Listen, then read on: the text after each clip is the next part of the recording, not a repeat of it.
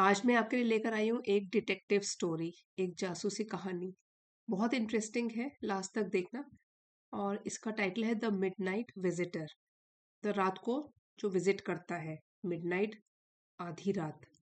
और यहाँ पे पहले सिर्फ कैरेक्टर्स को जान लेते हैं। यहाँ पे 3 कैरेक्टर्स हैं हमारी स्टोरी में। तो एक जो गन पकड़ के खड़ा है, इसका नाम है मैक्स। ठीक है। और ये जो है थोड़ा सा प्लम्प है, यहाँ पे थोड़ा मोटा आदमी है। He is a secret agent और ये हमारी कहानी का मेन कैरेक्टर है। तो जैसा दिख रहा है उस पर मत जाइए। आप इसकी जब क्वालिटीज जानेंगे तो आप बिल्कुल हैरान रह जाओगे। ठीक है। तो ये हम स्टोरी जब पढ़ेंगे तो पूरा डिटेल में पढ़ेंगे। ऑसिबल, इसका नाम ऑसिबल। और ये है जो इसके पीछे खड़ा है, ये एक है राइटर। राइटर, इसका नाम है फाउलर। फाउलर। तो ये हो गया राइटर फाउलर। ऑसिबल ये सीक्रेट एजेंट है। और मैक्स है जो गन पकड़ के खड़ा है।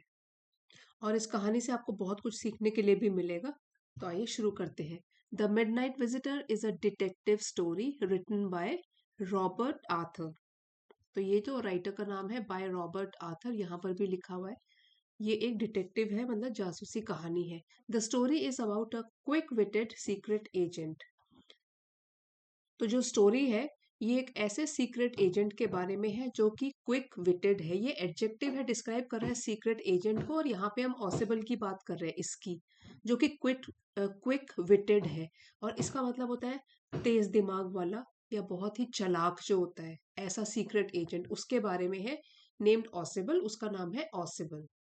One day, he and his writer friend Fowler went out to spend an evening together. एक दिन वो ही मीन्स ऑसिबल और उसका जो फ्रेंड था, राइटर फ्रेंड, यहाँ पे आपको दिखाया था, यहाँ पे ये राइटर है और लेखक है। इसका नाम क्या है? फाउलर।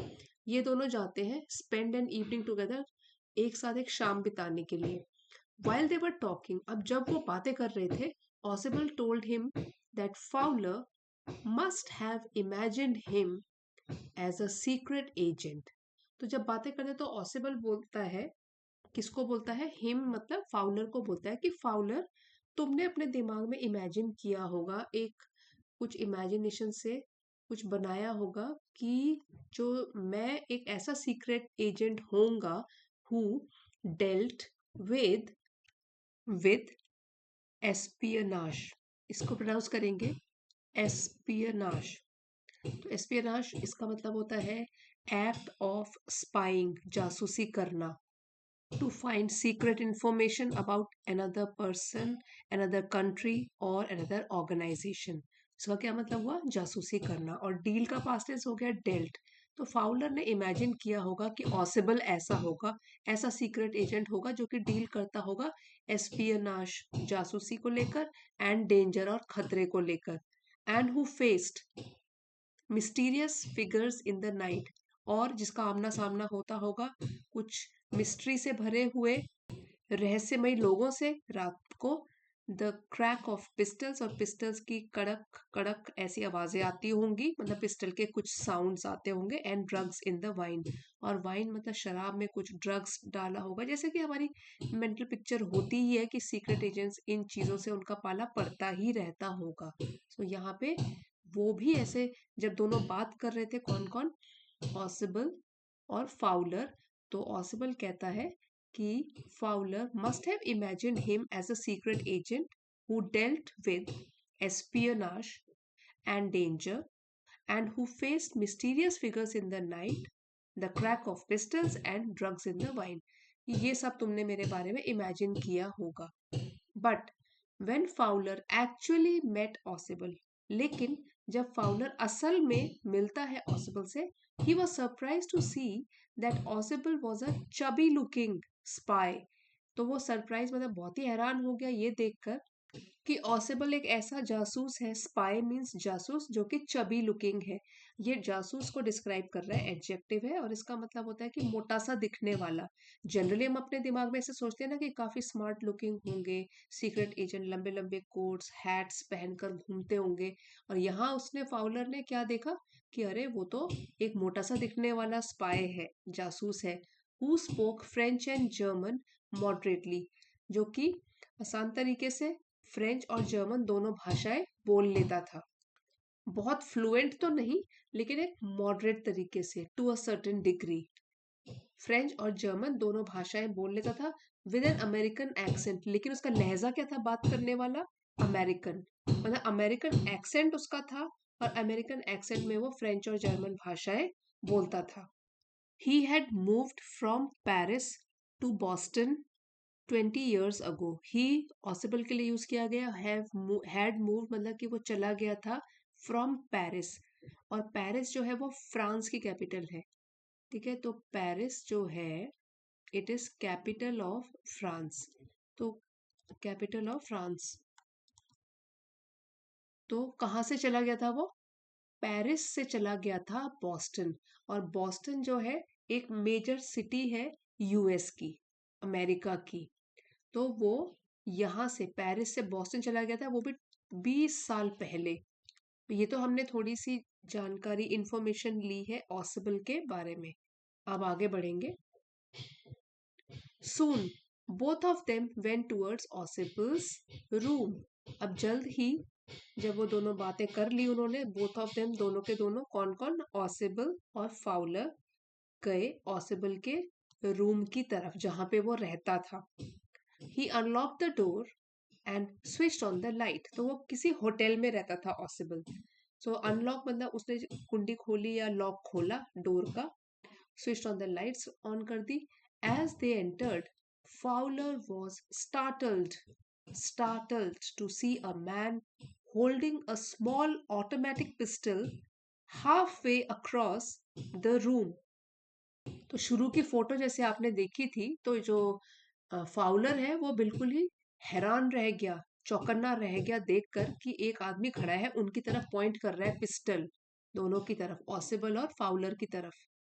तो फाउलर ये देखकर स्टार्टल्ड, बिल्कुल ही चौंक गया। ठीक है, शॉक्ड हो गया, सरप्राइज्ड हो गया कि वो कौन है जो ऑटोमेटिक पिस्टल हाफ वे मतलब आधे रूम के आधे हिस्से में खड़ा है, half way across the room, और फिर उनकी तरफ पॉइंट कर रखी है उसने ऑटोमेटिक पिस्टल।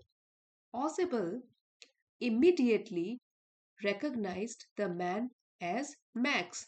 अब ऑसिबल तो एक सीक्रेट एजेंट है, तो काफी थोड़ा चालाक भी है वो। जल्दी उसने रिकॉग्नाइज, पहचान लिया उस आदमी को कि ये वाला आदमी तो मैक्स है, अनदर सीक्रेट एजेंट, जो कि उसी की तरह उसकी दूसरा सीक्रेट एजेंट है, लेकिन उसकी कंपनी का नहीं है, वो दूसरी ऑर्गेनाइजेशन का है। Max had come to demand the report related to missiles that Ossible was expecting। तो मैक्स यहाँ पे क्यों आया था ऑसिबल के पास मिलने के लिए, या जो भी है, क्या रीजन था? डिमांड द रिपोर्ट, वो रिपोर्ट लेने के लिए जो कि मिसाइल्स से रिलेटेड थी। और मिसाइल का मतलब क्या होता है? एक रॉकेट या मिसाइल्स, जो कि ऑसिबल एक्सपेक्ट कर रहा था, आशा थी उसको कि मुझे भी वो रिपोर्ट मिलने वाली है, और वो डिमांड करने के लिए कौन आ गया था उसके पास? दूसरा एनिमी ऑर्गेनाइजेशन का सीक्रेट एजेंट जिसका नाम था max. Meanwhile Fowler was in a state of shock. अब जो ये मीनवाइल है ना, ये एडवर्ब है, और इसका मीनिंग होता है कि उसी समय के दौरान, या जब दो घटनाएं घटित हो रही हो, दो घटनाएं, दो चीजें हो रही हो उसी के बीच एक ही समय में। सो तब ड्यूरिंग द सेम टाइम क्या होता है? Fowler was in a state of shock. अब जब ये सब पॉसिबल तो पहचान लेता है लो इसी दौरान, लेकिन फाउलर तो अभी भी सदमे में था। स्टेट ऑफ शॉक का मतलब होगा ये सदमे में होना, शॉक लगना, आश्चर्य या सदमे की स्थिति। This was the most audacious audacious experience of his life. So most मतलब सबसे ज्यादा, और ऑडेशियस का मीनिंग होता है बोल्ड, डेयरिंग या साहसी। तो ये अब तक उसकी एक्सपीरियंस मतलब एक लाइफ का एक्सपीरियंस कैसा था उसका? सबसे बोल्ड और डेयरिंग, ऐसा माहौल उसने पहले कभी भी अपनी लाइफ में नहीं देखा था, वो तो एक राइटर था। So this was the most audacious experience of his life, meeting a real spy with a gun in such a dramatic way। और मीटिंग मतलब कि मिलना, और वो भी एक असली जासूस से विद अ गन, जिसके पास की एक गन भी है और वो भी इतने नाटकीय ढंग से कि जो उन्होंने एक्सपेक्ट भी नहीं किया था। उन्होंने सिर्फ लाइट ऑन करी पॉसिबल के होटल के रूम की, और ये इतने नाटकीय ढंग से कोई पिस्टल पकड़ के उनकी तरफ तान कर खड़ा था। एट दैट मोमेंट, उस पल, ऑसिबल began telling a hypothetical hypothetical story about a balcony। अब उस दौरान क्या होता है, उसी टाइम में ऑसिबल शुरू कर देता है बताना।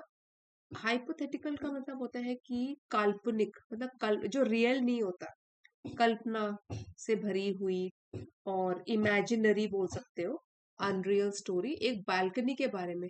बालकनी क्या होता है, एक टेरेस या वेरांडा को बोलते हैं। बेनिथ, नीचे, the window of his room, उसकी विंडो मतलब उसके कमरे की जो विंडो थी उसके नीचे जो बालकनी थी, उसके बारे में वो कोई स्टोरी सुनाना शुरू कर देता है। He did this to divert Max's attention. और वो क्यों करता है, बालकनी की स्टोरी क्यों बनाता है, डाइवर्ट, ध्यान भटकाना, मैक्स का ध्यान आ, उसका हट जाए चीजों से, और वो बैल्कनी की स्टोरी जो है उसकी तरफ ध्यान देने लग जाए। इसके लिए वो उसका ध्यान भटकाने के लिए डाइवर्ट कर देता है उसका अटेंशन, ठीक है, डिस्ट्रैक्ट कर देता है उसको। Suddenly someone knocked at the door. अचानक से कोई दरवाजा खटखटाता है। The knocking continued and became louder and more frequent. अब जो नॉकिंग मतलब दरवाजा खटखटाने की आवाज है वो कंटिन्यू रहती है और बनती जाती है लाउडर, और भी जोर से, और भी फ्रीक्वेंट, मतलब बार बार होने वाला उसको बोलते हैं फ्रीक्वेंट। तो एक तो जोर से भी खटखटाने की आवाज आती है और बार बार आने लग जाती है फिर जल्दी जल्दी। Ossible calmly said that it must be the police who came to visit him regularly। तो ऑसिबल क्योंकि सीक्रेट एजेंट है, उसके दिमाग में तो कई आइडियाज अभी चल रहे हैं, तो काम तरीके से, उसको कोई फर्क नहीं पड़ रहा किसी ने गन तानी हुई है, पिस्टल तानी हुई है उसकी तरफ, शांत स्वभाव से शांति से बोलता है। हो सकता है ये पुलिस होगी जो कि रेगुलर नियमित रूप से उसको मिलने के लिए भी आया करती थी। हियरिंग दिस, ये सुनकर, मैक्स लुक्ड कंफ्यूज्ड, मैक्स तो बिल्कुल परेशान हो जाता है और कंफ्यूजन हो जाता है, उसको पजल्ड हो जाता है वो कि अरे पुलिस कैसे आ गई। He pointed his gun towards the two men and said he would wait on the balcony. तो वो पॉइंट करके ही रखता है दोनों लोगों की तरफ गन, और कहता है कि ठीक है, जब तुम दरवाजा खोलोगे तो मैं बालकनी में वेट कर रहा हूँ, जो खिड़की के नीचे थी, ऑसिबल ने बताया था खिड़की के नीचे है। Until the police left, जब तक कि पुलिस चली ना जाए तब तक बालकनी में वेट करता हूँ। Max warned that he would shoot them if they did not listen to him। Warning मतलब उनको वार्निंग भी देता है, उनको सचेत करता है, सावधान करता है कि शूट कर देगा, गोली मार देगा उन लोगों को अगर दोनों में से किसी ने भी अगर उसकी बात नहीं सुनी। सेइंग दिस, ये कहकर he jumped out of the window, वो उस विंडो जो खिड़की थी उसके बाहर छलांग मार देता है। And a loud scream followed, और फिर क्या होता है, जैसे वो छलांग मारता है, लाउड मतलब बहुत ऊंचा जोर से, स्क्रीम होता है चिल्लाने की आवाज, फॉलो मतलब उसके बाद उनको सुनाई पड़ती है बहुत ऊंची चिल्लाने की आवाज। Then Ossible open the door, उसके बाद जब ये सब सीन हो जाता है, ऑसिबल दरवाजा खोलता है, and it was just the waiter bringing the wine that ऑसिबल had ordered earlier. तो वहां पे पुलिस वगैरह तो कोई नहीं होती, वहां तो एक वेटर होता है, अटेंड करने के लिए उनको आया होता है, जो कि वाइन लेकर आता है उन लोगों के लिए, और ऑसिबल ने पहले से ही इसका ऑर्डर दे के रखा था। तो वो कोई पुलिस वगैरह नहीं होती, वो तो उसकी मनगढ़ंत कहानी होती है, किसकी, सीक्रेट एजेंट ऑसिबल की, जो कि वो मैक्स का ध्यान भटकाने के लिए सुनाया था जिसने। The waiter placed the bottle, glasses and tray on the table and left quietly. अब वेटर जो है, जो भी वो साथ में लेकर आया था, बॉटल, ग्लास और ट्रे टेबल के ऊपर रखता है, चुपचाप क्वाइटली चला जाता है। फाउलर स्टिल सरप्राइज्ड, तो फाउलर जो है वो अभी भी सरप्राइज्ड है, हैरान है कि ये क्या है, ये वाइन लेकर आया हुआ है और वहां पीछे मैक्स वेट कर रहा होगा पिस्टल लेकर। आस्ट अबाउट द पुलिस, और ये भी पूछता है कि पुलिस कहाँ है, तुमने तो बोला था पुलिस आने वाली है, पुलिस दरवाजा नॉक कर रही है। Ossible smiled and said that there were no police. मुस्कुराता है ऑसिबल और कहता है कि नो, कोई भी पुलिस नहीं थी। He had only made up that story to intimidate intimidate Max. उसने तो केवल वो मनगढ़ंत जो कहानी थी वो मेड अप मतलब बनाई थी। उसने मनगढ़ंत कहानी बनाई थी क्या करने के लिए?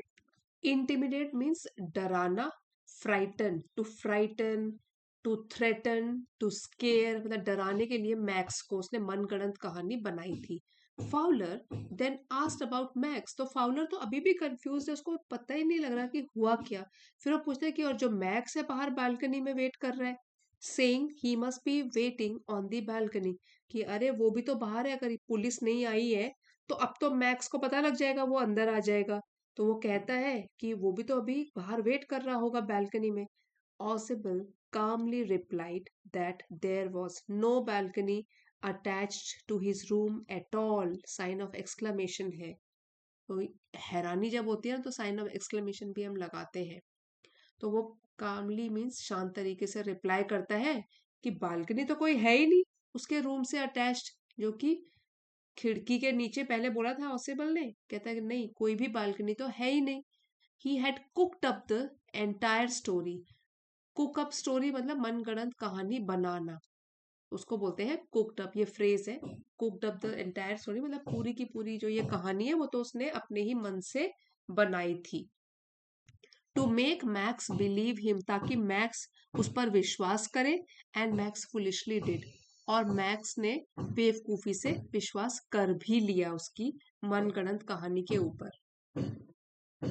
तो ये तो खैर ऑसिबल जो है, जो कि सीक्रेट एजेंट है, इससे हमको पता लगता है कि मैक्स और ऑसिबल के बीच में जो ऑसिबल है वो ज्यादा चालाक है, और मैक्स अभी नया नया खिलाड़ी है इस फील्ड में। ऑसिबल है quick witted and clever. This story shows how quick witted Ossible cleverly handled a dangerous situation and made Max nervous. ये स्टोरी हमको ये बताती है, बहुत सारी चीजें सीखने के लिए मिलती है स्टोरी से। एक तो ये हो गया कि जो ऑसिबल है वो क्विक विटेड है, तो कोई भी व्यक्ति अगर तेज दिमाग वाला हो, क्लेवर हो, और वो चतुराई से हैंडल भी कर लेता है, संभाल लेता है एक बहुत ही खतरनाक स्थिति, एंड किस तरीके से वो मैक्स को नर्वस बना देता है। Max jumped out of the window and met his death unknowingly. तो मैक्स जो है बिना सोचे समझे जंप कर लेता है विंडो से बाहर, सोच के कि मैं बालकनी में कूद रहा हूँ, और वो सीधे के सीधे नीचे जाके फ्लोर पे गिरता है। और मेट हिज डेथ मतलब जान से हाथ धो बैठता है, अननोइंगली, अनजाने में, विदाउट बीइंग अवेयर ऑफ। तो वो है, धोखा खा बैठता है वो ऑसिबल की मनगढ़ंत कहानी से। Although Ossible did not look like a smart and handsome spy as shown in movies, अब इस कहानी से ही हमको क्या क्या सीखने के लिए मिलता है वो हम अभी पढ़ रहे हैं कि ऑल्दो हालांकि ऑसिबल नहीं दिखता था स्मार्ट और हैंडसम, मतलब सुंदर नहीं दिखता था जैसे स्पाई हमको मूवीज में दिखते हैं, जासूस जैसे मूवी में दिखाते हैं लंबे लंबे कोट्स पहनकर और गॉगल्स पहन के और हैट्स पहन के स्मार्ट हैंडसम दिखते हैं। ऐसा तो ऑसिबल कुछ भी नहीं दिखता था। He was an Angénieux Angénieux secret agent. फिर भी वो क्या था? एक, ये एक एडजेक्टिव है इंजीनियस, और इसका मतलब होता है कि somebody who is full of new ideas at finding solution to problems। और या बोल सकते हो जो स्मार्ट होता है, रिसोर्सफुल होता है, इन्वेंटिव होता है, नए नए तरीके ढूंढता है कि प्रॉब्लम का सॉल्यूशन कैसे निकाला जाए, तो ऐसे व्यक्ति को बोलते हैं इंजीनियस। तब ये एडजेक्टिव है जो कि डिस्क्राइब कर रहा है सीक्रेट एजेंट को।